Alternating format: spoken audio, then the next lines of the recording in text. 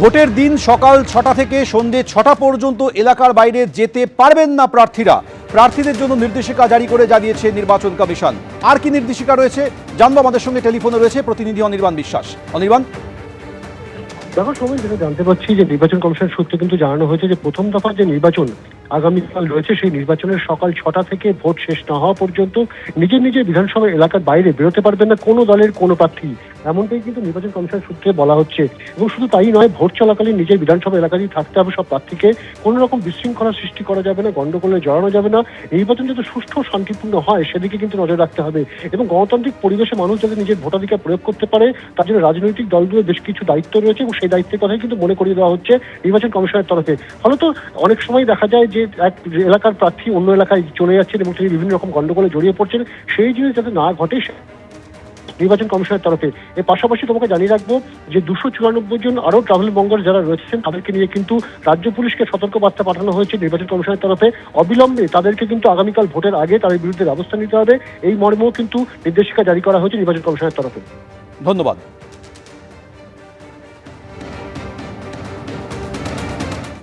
ভোটের হাওয়ায় ভর করে কি বার্তা দিচ্ছেন মানিকতলার ভোট প্রার্থীরা, কি ভাবছেন আমজনতা, ঘুরে দেখলেন ঝিলম গুপ্ত। যুব সমাজ একদম বেকারত্বের জ্বালাই জ্বলছে, অগ্নি বেচা চপ বেচা ছাড়া কোনো কাজ নেই। বলার মতো কিছু নেই, সবই করেছে। শিক্ষিত ছেলে মেয়েদেরকে লাইনে দাঁড় করিয়ে সেই শিক্ষিত সমাজকে অপমান করছে। ব্যবসা চৌপাট, পড়াশোনা চৌপাট, কিচ্ছু নেই। পরিবর্তন করাটা খুব দরকার আছে।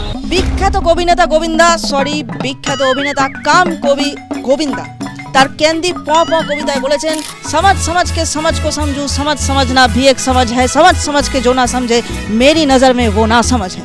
আর আজ এই সমস্ত কিছু খুঁটিয়ে দেখতে আমি ঘুরে দেখব মানিকতলা বিধানসভা কেন্দ্র।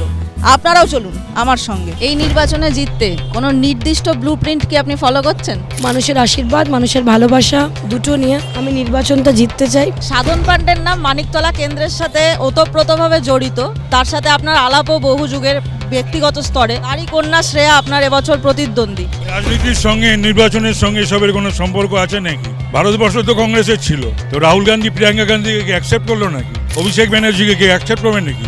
আমি কোথাও গেলে লোকে বলে, কেন এসেছিস মা, কিছু খাবি? ডাবের জলটা দি, ভালো আছিস তো? একদম চিন্তা করবি না। কোনো দিদা বলে 7 ধরনের মেয়ে এসেছে, এইভাবে বলে। কোনো জায়গায় এই তোর বাবার বিয়ে খেয়েছি, এই তুই হাত জোর করছিস কেন? হাত জোর করবি না, ভি দেখাবি, এরকম করবি না, এরকম করবি।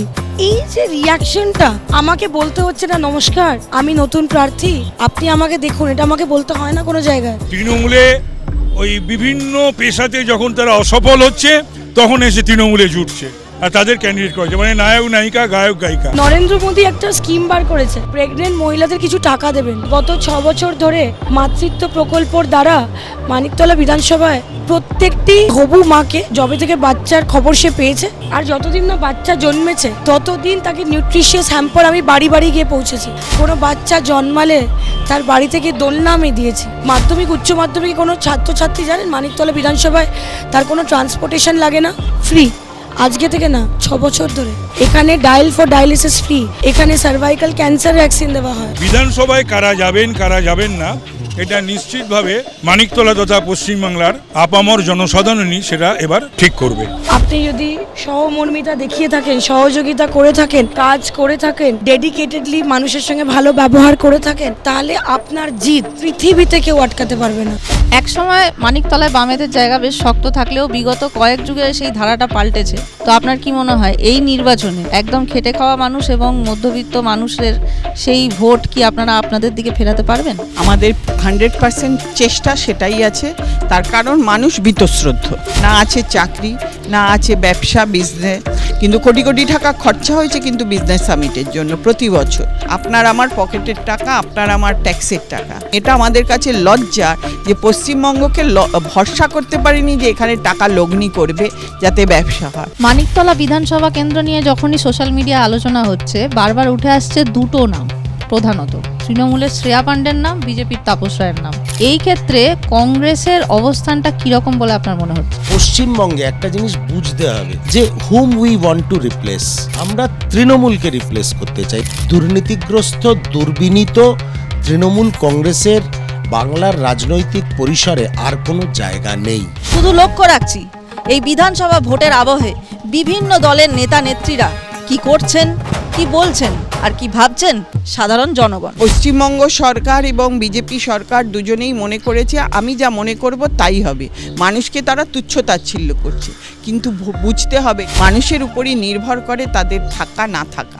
পরিস্থিতি অত্যন্ত কঠিন। ভারতীয় জনতা পার্টির কাছে অঢেল অর্থ, এই ইলেকটোরাল বন্ডের হাজার হাজার কোটি কোটি টাকা তো এইভাবেই প্রবাহিত হচ্ছে, এবং তার সঙ্গে মানুষে মানুষে ধর্মে ধর্মে বিভাজনের রাজনীতি, এবং যেটা তৃণমূল কংগ্রেসও এনজয় করছে। যত হিন্দু ভোটটা, সংখ্যাগুরু ভোটটা কনসলিডেটেড হবে বিজেপির দিকে, তত মাইনরিটি ভোটটা ওরা মনে করছেন কনসলিডেটেড হবে ওনাদের দিকে।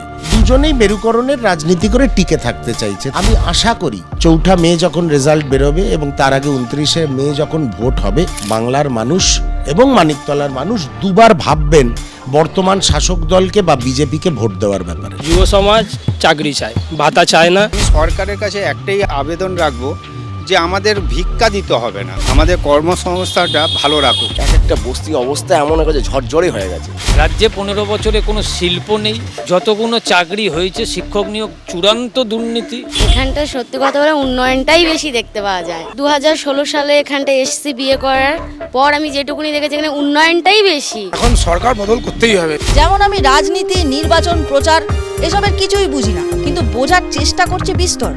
ভাবখানা এমন দেখাচ্ছি যেন কিছুটা বুঝেও গেছি, কিন্তু বিশ্বাস করুন সেগুড়ে বালি, সিমেন্ট, চকবচস্য আমি আসলে কিচ্ছু বুঝিনি। শ্রীরামপুর বিধানসভা কেন্দ্রে এবার কংগ্রেসের প্রার্থী দলের প্রদেশ সভাপতি শুভঙ্কর সরকার। শুধু নিজের কেন্দ্রে নয়, গোটা রাজ্যের ভার তাঁর কাঁধে। সকালে প্রচার করছেন শ্রীরামপুরে, বিকেলে অন্য জায়গায়। ভালো ফলের ব্যাপারে রীতিমতো আশাবাদী তিনি। নামে তিনি নিজেই সরকার, তবে ভোটের লড়াইয়ে নেমেছেন বর্তমানে রাজ্যের সরকারে থাকা দলকে চ্যালেঞ্জ ছুঁড়তে। গঙ্গাপাড়ের বিধানসভা কেন্দ্র শ্রীরামপুরে এবার কংগ্রেসের ভার শুভঙ্কর সরকারের হাতে।